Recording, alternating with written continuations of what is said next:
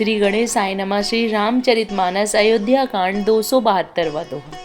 सुनत जनक आगवनु सबु, हर्षहु अवध समाज। रघुनंदन ही सकोच बड़, सोच विवश सुर राजू। जनक जी का आगमन सुनकर अयोध्या का सारा समाज हर्षित हो गया।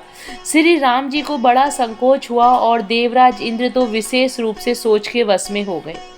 गरहि गलानि कुटिल के कई, काहि कहे के ही दूसनु दे।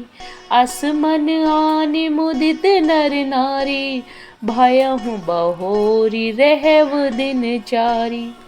कुटिल के कई मन ही मन ग्लानि से गली जाती है, किससे कहे और किसको दोष दे। और सब नर नारी मन में ऐसा विचार कर प्रसन्न हो रहे हैं कि अच्छा हुआ जनक जी के आने से 4 दिन और रहना हो गया।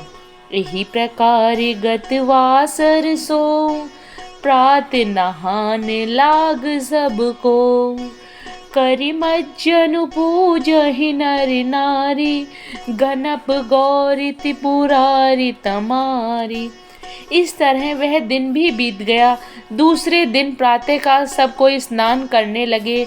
स्नान करके सब नर नारी गणेश जी, गौरी जी, महादेव जी और सूर्य भगवान की पूजा करते हैं।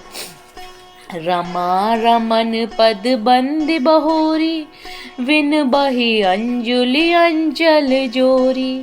राजा राम जानकी रानी, आनद अवधि अवध रजधानी। फिर लक्ष्मीपति भगवान विष्णु के चरण की वंदना करके दोनों हाथ जोड़कर आंचल पसार कर विनती करते हैं कि श्री राम जी राजा हों, जानकी जी रानी हों और राजधानी अयोध्या आनंद की सीमा होकर रहे। सुबस बसहु फिर सहित समाजा, भरत ही राम करहु जुवराजा। एहि सुख सुधा सींचि सब काहू, देव देहु जग जीवन लाहू। फिर समाज सहित सुख पूर्वक बसे और श्री राम जी भरत जी को युवराज बनाए। हे देव, इस सुख रूपी अमृत से सींचकर सब किसी को जगत में जीने का लाभ दीजिए। 273वां दोहा। गुरु समाज भाइन सहित, राम राजपुर हो। अछत राम राजा अवध, मरहि माग सबको। गुरु समाज और भाइयों समेत श्री राम जी का राज्य अवधपुरी में हो और श्री राम जी के राजा रहते ही हम लोग अयोध्या में मरे। सब कोई यही मांगते हैं। सुनि सनेह में पुरजन वाणी, निंदहि जोग विरति मुनि ज्ञानी। एहि विधि नित्य करम करि पुरजन, राम ही करहि प्रणाम पुलकितन। अयोध्या वासियों की प्रेममयी वाणी सुनकर ज्ञानी मुनि भी अपने योग और वैराग्य की निंदा करते हैं। अवधवासी इस प्रकार नित्य कर्म करके श्री राम जी को पुलकित शरीर हो प्रणाम करते हैं। ऊंच नीच मध्यम नर नारी, लहहि दरसु निज निज अनुहारी। सावधान सब ही सन्मानहि, सकल सराहत कृपा निधानहि। ऊंच नीच और मध्यम सभी श्रेणी के स्त्री पुरुष अपने अपने भाव के अनुसार श्री राम जी का दर्शन प्राप्त करते हैं। श्री राम जी सावधानी के साथ साथ सबका सम्मान करते हैं और सभी कृपा निधान श्री रामचंद्र जी की सराहना करते हैं। लरिका इहिते रघुवर मानी, पालत नीति प्रीति बहि जानी। सील सकोच सिंधु रघुराऊ, सुमुख सुलोचन सरल सुभाऊ। श्री राम जी की लड़कपन से ही यह बान है कि वे प्रेम को पहचानकर नीति का पालन करते हैं। श्री रघुनाथ जी सील और संकोच के समुद्र हैं। वे सुंदर मुख के या सबके अनुकूल रहने वाले, सुंदर नेत्र वाले या सबको कृपा और प्रेम की दृष्टि से देखने वाले और सरल स्वभाव हैं। कहत राम गुण गण अनुरागे, सब निज भाग सराहन लागे। हम सम पुण्य पुंज जग थोरे, जिनहि राम जना जानत करि मोरे।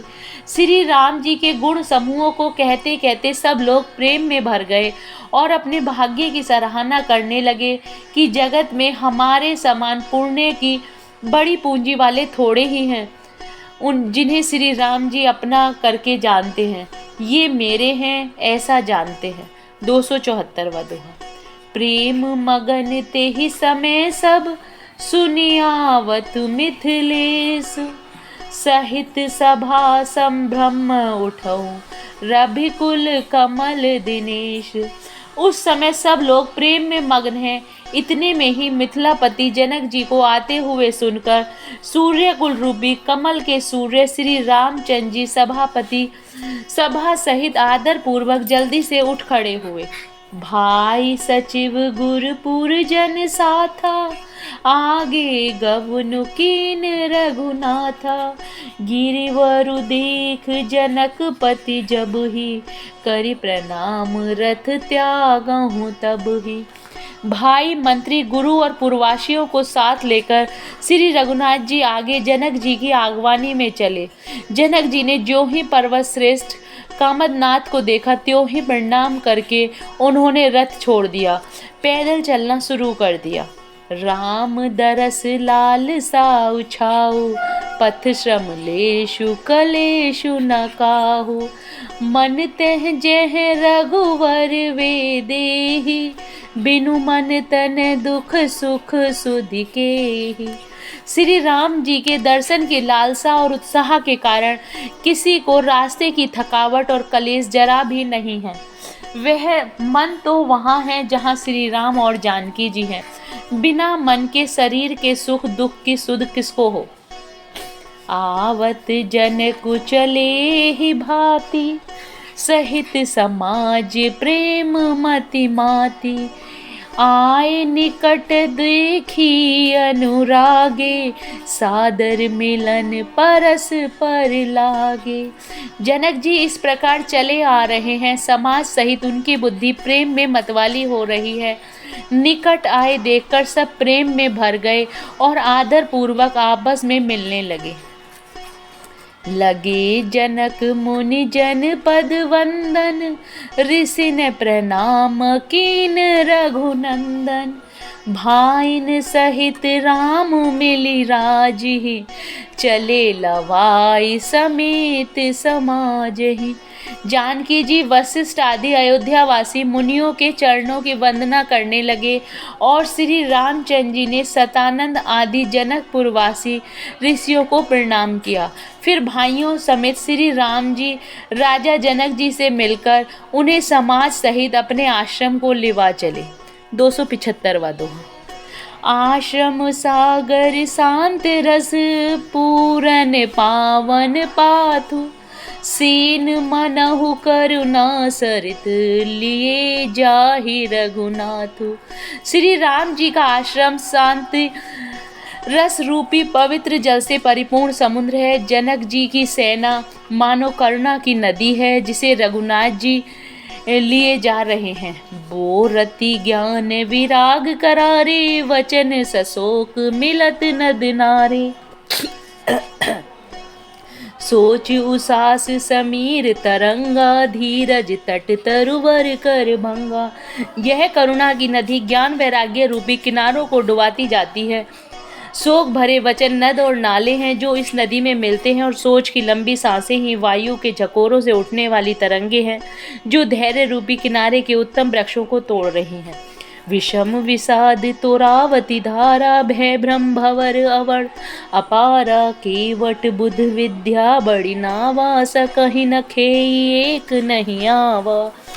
भयानक विषाद ही उस नदी की तेज धारा है, भय और भ्रम ही उसके असंख्य भंवर और चक्र है।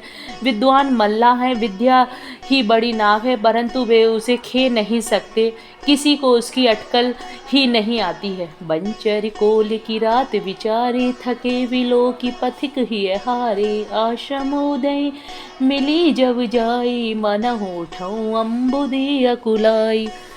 वन में विचरने वाले बेचारे कोल किरात ही यात्री हैं, जो उस नदी को देखकर हृदय में हारकर थक गए हैं। यह करुणा नदी जब आश्रम समुद्र में जाकर मिली तो मानो वह समुद्र अकुला उठा है।